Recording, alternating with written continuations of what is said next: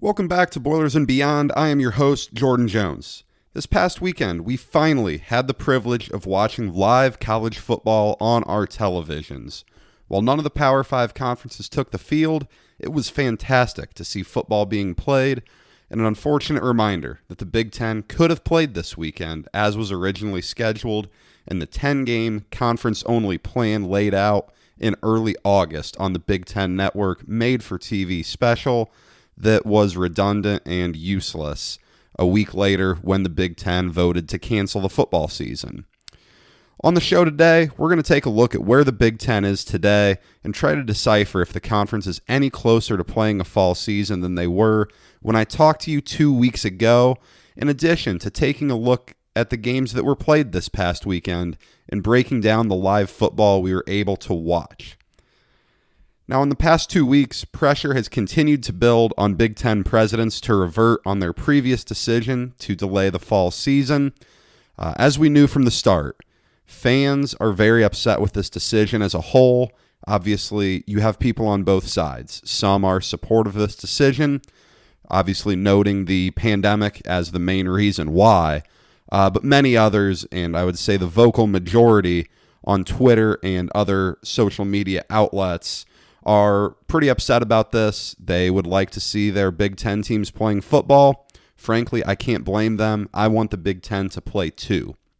We saw parents and players from Big Ten schools being pretty outspoken about their disappointment with the cancellation. We saw some parents have a protest outside the Big Ten offices in Chicago, as well as lots of players on Twitter showing their frustration with the hashtag #WeWantToPlay movement that really got taken off because of Clemson quarterback Trevor Lawrence and Ohio State quarterback Justin Fields. Media members were fairly torn on this. This has been the most divisive topic in sports media right now, with reporters going at each other on this. Can't say I've ever really seen anything like this. It is a pandemic. It is unprecedented, and that is turning over into the college football world is another unprecedented event. Seeing other conferences play, though, we saw a couple of Group of 5 leagues play this weekend, and the rest of September, we're going to see the Big 12, ACC, and SEC all kick off their seasons, and that's just going to make Big Ten fans more upset. The fact that their league is not playing, while the league they especially strive to be in the SEC is getting their season going on September 26th. It was interesting. Last week on Tuesday, President Trump revealed that he had been having conversations with Big Ten Commissioner Kevin Warren, trying to urge the league to get their fall season going again. If the president is getting involved, it's worth noting how big of a societal issue this is. College football is a massive, massive industry in America. And no matter how much anyone wants to deny that, these amateur athletes playing sports is so big and so important, that's a matter of life here. And Big Ten fans are so passionate about this that our president is getting involved. On Sunday, he followed up his original tweet about having a conversation with Warren by stating that Michigan, Illinois, and Maryland's Big Ten schools, that would be 5 schools, may not be included in the fall Big Ten schedule due to their governor's opinions on the safety and logistics of playing a fall season. Look, I don't really know how much to see into this. Obviously, I tend to be skeptical of what I read until it is reported by the main college football voices on social media and in the print media in general. But it is just fascinating that we are to the point now where college football is such a big issue that the president is advocating for getting a season started. Just fascinating stuff. On that same day last week, Dan Patrick, the longtime, very popular, and very well-respected sports talk show host, reported that October 10th start date, which has been thrown out in the media some, was a real possibility for the Big Ten. 6 days later, I'm recording this on Monday, we have heard nothing to further corroborate the fact that Big Ten is looking to start on October 10th. There's just so many questions about this. My biggest question is, how long would it take these teams to get game ready? Jim Harbaugh came out and said he feels he just needs 2 weeks from getting the green light to having his team ready to take the field. I'd love to know, do all coaches feel that way? I don't really know exactly what the Big Ten is doing right now in terms of their practices. I live in West Lafayette. I'm a student. I have seen players on the practice field, but nothing like a full team activity on the practice field. Mainly just players getting extra work in there. Just when I've driven by the practice field there on Northwestern Avenue, I just don't know how quickly these players can get ready. And that's not me trying to be skeptical about the logistics and about the possibility of playing in October. I just would like to know, what most coaches think. Jim Harbaugh has his opinion, but what about Jeff Brom? What about Tom Allen or Kirk Ferentz? How long do these coaches think they need to get their teams ready? And then finally, if you start the season on October 10th, you're going to have to redo the schedule again. How do the logistics of that work? There's so many questions to be answered, so many questions I am dying to have answered about the Big Ten's fall football season. It's going to be really, really disappointing come September 26th when we are seeing 3 other Power 5 conferences, as well as a couple of Group of 5 leagues taking the field, but not seeing the Big Ten, especially for all of us here in the Midwest who are accustomed to spending their Saturday afternoons watching Big Ten football. I did warn all of you on the show 2 weeks ago about Sir Yacht, the account on Twitter, who has been propelling a lot of reports, I guess if you want to call them that, about the Big Ten playing and the Big Ten presidents making new decisions. In all of his tweets, he claims that he is getting his information from sources, but has never revealed a source. And the longer we keep going here, the more it looks like Mr. Yacht is blowing smoke here and just trying to increase his online presence. I've said it before. I'm going to keep saying it. If it doesn't come from trusted college football sources like Brett McMurphy, Stuart Mandel, Barrett Sallee, I don't know how much I would really look into it. It is good to get optimistic news on Twitter, but there is nothing worse than getting optimistic about news just to find out that the news is not real. There have been very, very few reliable sources who have gone public with any info regarding a fall Big Ten season, or especially a new Big Ten president's vote, which appears to be the biggest obstacle that needs to be overcome, is the 11-3 vote that the Big Ten presidents did back in early August. You're going to have to get an 8-6 majority, seemingly, to be able to play this fall season. I'll believe it when I see it. I know I will be hoping for it. And as soon as I see anything that I think is well-trusted and reputable information, I will be sharing it on our Twitter.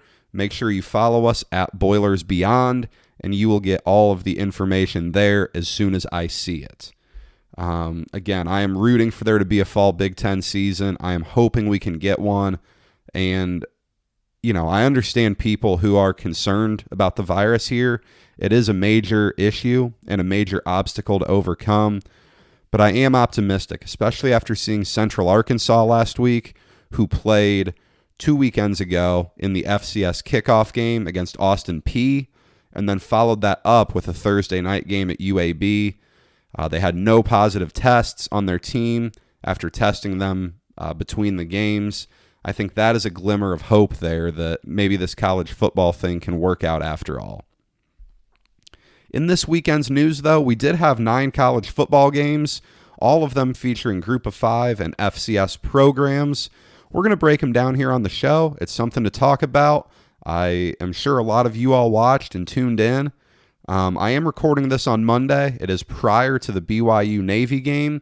That is my most anticipated game of this weekend's slate. But, with that BYU Navy game, hopefully, as you're listening to this, you enjoyed it. Hopefully, you got the outcome you were hoping for.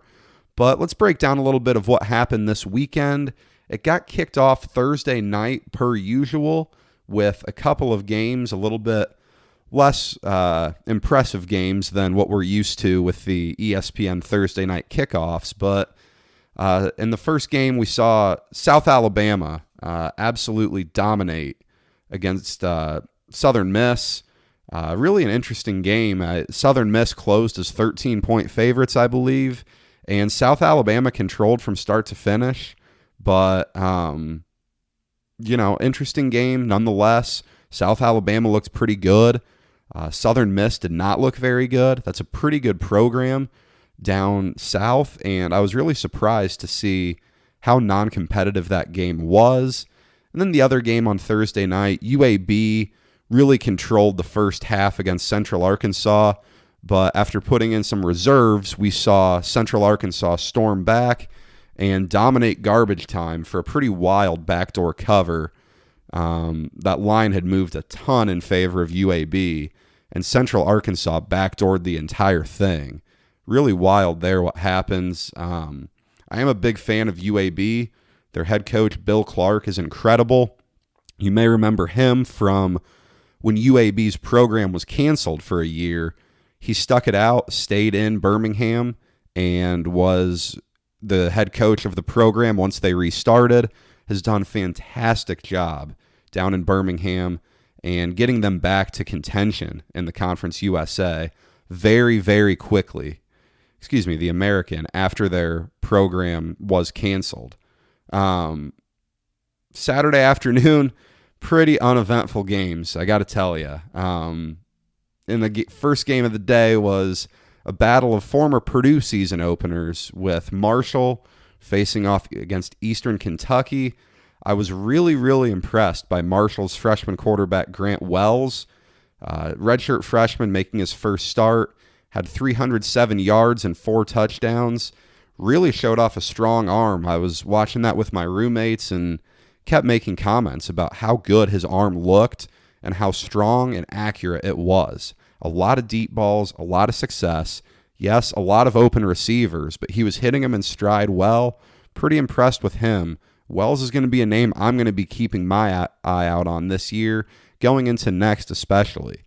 And then the other game, really surprising that Army absolutely demolished a Middle Tennessee team that was supposed to be strong this year, led by a pretty strong returning quarterback, Asher O'Hara, and he looked really, really bad in the process. The one highlight from that game that's worth pointing out, if you didn't see the video on Twitter of how bad Middle Tennessee's clock management was in the end of the first half against Army, you've got to check that out. It was some of the worst clock management I've ever seen. Just unacceptable, inexcusable. If I was a Middle Tennessee fan, I would be absolutely livid at how poorly Middle Tennessee handled that situation. But, a 42-0 shutout for Army. The triple option is just a thing of beauty. So much fun to watch those military academies play, and excited to see Navy tonight again in their triple option up against BYU. In the evening, though, the games got much better. A couple of FCS versus power or group of 5 teams, those games weren't too great, but in the 2 FBS versus FBS battles, SMU was really supposed to handle Texas State easily. The Bobcats hung in there, though. It was an incredibly sloppy game, I'll give you that. At one point, there were 3 straight plays that had a fumble, and it's going to be interesting to see. Is that going to be a general theme this year? With limited practice time, with very limited full contact practice time, are we going to be seeing some really sloppy play? I hope not, but it is something that we're going to have to keep an eye out on because I don't really know what to expect exactly. You may remember SMU, their quarterback Shane Buechele, started off at Texas. He's now a very solid quarterback in the American. Didn't have his best day, threw 2 interceptions on Saturday, but, a guy who was fairly successful at Texas too, before getting beat out by now Texas quarterback Sam Ehlinger. Good game, though. Fun to watch. SMU had some awesome jerseys with the city of Dallas's name on their front. Really, really cool stuff. Enjoyed that game a lot.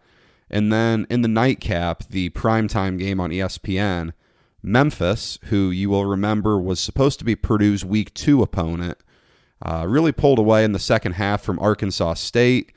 Look, I said it from the start. The day the Big Ten canceled the season, I told you all Purdue should be glad they're not playing Memphis this year. Memphis is a really, really talented team. I like Brady White, their quarterback, quite a bit. Really good arm. They have a lot of speed around him, too. Their starting running back opted out of the season. They didn't struggle to run the ball without him, though. Purdue would have had to put up a lot of points to win that one. I remember back in June or July, one of our listeners, Nick, asked in what the over-under was going to be in that Purdue-Memphis game. You know, after seeing Memphis play, I really think you'd have seen an over-under total pushing 70 in that game. A really, really expected offensive shootout if those two teams played, particularly, you know, if we had a full season with the normal non-conference slate and Purdue receiver Rondale Moore had not opted out, that would have been a really, really fun game. Definitely a track meet that we would have had a lot of fun watching in Ross-Ade Stadium. Originally this week, Purdue was supposed to play Nebraska. It would have been one of the more interesting Week 1 matchups, in my opinion. Both teams really needed to start this season strong. Obviously, Nebraska did not come close to reaching the massive expectations that Nebraska fans had for Frost's second team. They went 4-8 in his first year, followed up by a 5-7 season last year. Purdue is 2-0 against Scott Frost. But, you know, Nebraska really needed a win to get fans back on board with him. A lot of disappointed Husker fans after last season's 5-7, especially considering, you know, you come to Ross-Ade Stadium and lose to Aiden O'Connell on the final possession of the game. They lost at home to Indiana. Those are two teams that Nebraska fans are always going to expect to beat. Purdue would have had a lot riding on this game, too. Don't get me wrong. Jeff Brom is 0-3 in season openers at Purdue. The last two have hurt really badly. The Thursday night opener against Northwestern in 2018, you know, Purdue had a chance to come back despite 3 first-half interceptions by Elijah Sindelar. And then last year, Purdue fell apart late in Reno, Nevada. An Elijah Sindelar interception on Purdue's last possession paved the way for Nevada's game-winning 56-yard field goal that I don't think any Purdue fan will soon forget, although they may want to forget that. And then, you know, after the reworked COVID schedule, Purdue was supposed to play at Michigan. That would have been a tough game for Purdue. I know Michigan would have had to pick a quarterback. They don't have much experience there, but, you know, they have a lot of talent and a lot of big, strong players who are fast. That's something Purdue would have struggled to match up with. Even though the Big House wouldn't have been, you know, the true Big House without the 100,000 fans in attendance, that would have been tough. I do believe, had there been a game on Saturday, Jack Plummer would have been Purdue's starting quarterback. I am not confident, however, that Jeff Brom would have stuck with him the entire game. It would have been fun to follow that number 2 spot on the depth chart between Austin Burton, the graduate transfer from UCLA, and Aiden O'Connell, the one-time walk-on who started the last 3 games for Purdue a season ago. Both those two are going to compete for minutes this year. Behind Jack Plummer, Brom has really not stuck with the quarterback much at all at Purdue. A lot of flipping back and forth between players, some due to injury, some due to choice, but you know, I think Purdue-Nebraska would have come down to the wire. That would have been a really, really good game into the fourth quarter, and I do think Michigan would have handled Purdue. But regardless, I just want to see Purdue football back. It is frustrating to not have a plan right now at all. One thing I think is going to be interesting here on campus, Purdue has their Day of Giving this Wednesday, September 9th. Get ready for nonstop tweets, texts, phone calls, emails all day asking for donations. This has become a Purdue staple. In the sports media world, it has been made fun of some by the host of Titus and Tate, Mark Titus, on Twitter. Always funny when he makes fun of that. But It would be a very good move for Purdue's fundraising efforts if Mitch Daniels were to announce his support for a fall football season the day or two before, calling a lot of people asking for donations. That would help Purdue athletics in their donation efforts greatly, as they are a self-sustained athletic department making very little money right now. Don't know what's going to come of that. It will be interesting to see how much no football and obviously how much the pandemic and the financial ramifications that has caused impact the Purdue Day of Giving. Last thing I'm going to talk about before we get into questions, we're going to start a weekly segment here where I give my college football against the spread pick of the week. This week, first full action week, we'll say, with the Big 12 and ACC getting their season started. I'm going to take Coastal Carolina +6 at Kansas. Coastal Carolina got all 15 of their spring practices in, while Kansas got none in. Those extra 15 practices are going to make a big difference, I believe, especially when you look at a Kansas team who got better last year but has a long way to go still to compete in the Big 12. The money has come in on Kansas quite a bit. I like to fade that in this game here. The Chanticleers have been improving quite a bit as a relatively new team at the FBS level. If this were college baseball, I would be all over the former College World Series champions. Kansas has improved under Les Miles, but 6 is a lot of points against a Kansas team that I don't have a ton of confidence in.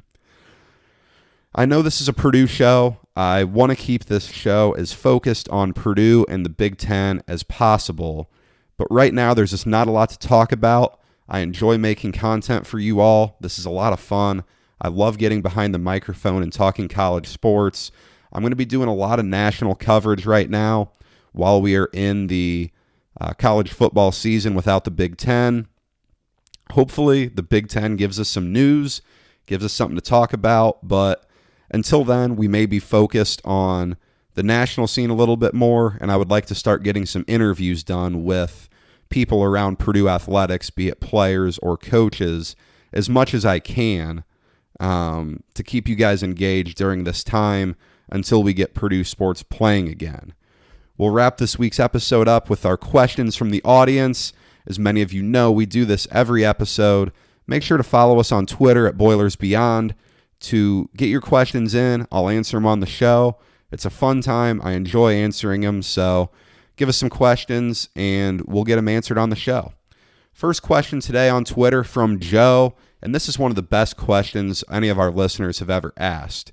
He said, I'm hearing some Big Ten presidents have never checked with their boards on how to vote. Is this correct? And if so, how did Mitch vote? And did he check with the Purdue Board of Trustees? That is a very complicated question.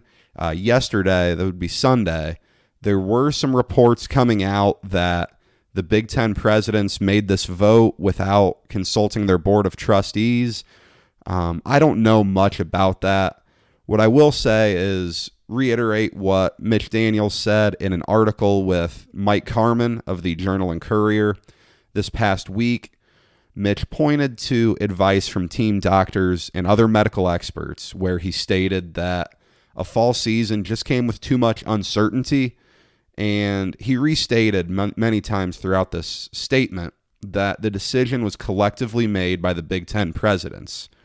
In terms of how he voted, it was first reported by The Athletic that Iowa, Nebraska, and Ohio State were the 3 schools to vote in favor of playing football this fall. I have no idea whether the Board of Trustees were influencing these decisions at all. I can't claim to have any insider information there. It was well reported a few weeks ago that Big Ten athletic directors got very little say in this decision. On our most recent show, I expressed my opinion on that. If you missed that, I am not a fan of the idea of athletic directors not having a say in something athletics related, but I very much do hope that the Board of Trustees was included in this decision. Those are important people at every university. But again, I know absolutely nothing indicating either way. Next question coming in on Twitter from Sam. What is the likelihood of the Fighting Irish making the playoffs this year? Sam is from South Bend, obviously wants to know about his Notre Dame team. The playoff picture is just going to look a lot different this year, assuming the Big Ten is not going to be eligible. The Pac-12 wouldn't have had a team in the playoff anyways, so them missing out on their season doesn't impact the playoff picture too much. But I am very confident in assuming that Clemson will defeat Notre Dame on their way to an undefeated ACC season, and that means Clemson will take one of the playoff spots. That means Notre Dame's going to need to win the rest of their games likely. It's certainly a possibility. Looking at their schedule earlier today, I think the only game they may not be favored in is their November 27th game at UNC. But that's going to be a small spread in either direction. Really depends how Mac Brown's team, led by sophomore quarterback Sam Howell, looks in the season up to that point. But in terms of a likelihood for Notre Dame, I'm going to give them a 15 to 20% chance of making the college football playoff, especially because they may have to play Clemson twice, depending on how the ACC shakes out.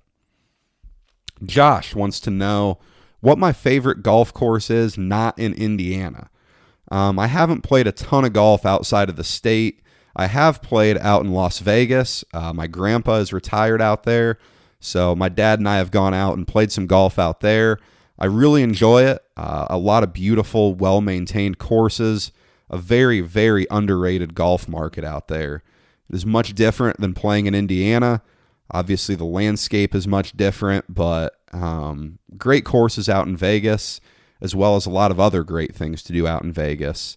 I do have my eyes set on the courses up in Boyne, Michigan, as another golf trip I'd like to take at some point. I've always heard great things about the golf up in northern Michigan and would like to get going up there sometime soon.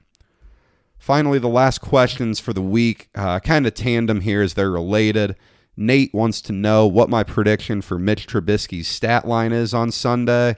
And Dan wants to know my thoughts on the Watson versus Mahomes matchup on Thursday night. For those of you listeners who are unaware, I am a big Chicago Bears fan, and I have been a supporter of Mitch Trubisky since day one when he was drafted second overall in 2017. I still have faith in Trubisky. I believe Matt Nagy made the right call by naming Trubisky the Week 1 starter. I'm going to give Trubisky 260 yards with 2 touchdowns and no interceptions, as the Bears are going to beat Detroit. Our loyal listener, Brian, is not going to like hearing that, but I do like the Bears this weekend. And in terms of the Thursday night football game, I'm not too concerned. I still believe in Trubisky. I have a fantasy football draft a few hours after this episode.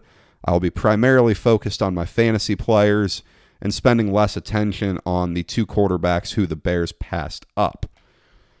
That's all I have for this week's show. Thank you for spending your time with me today. If you want to get on the Q&A sessions, please give us a follow on Twitter at BoilersBeyond. Hit us up before next week's episode, and I'll answer your question on the air. We'll be back next week for more of the biggest news and high-level analysis of Purdue athletics. So be sure to tune in. Until then, stay safe.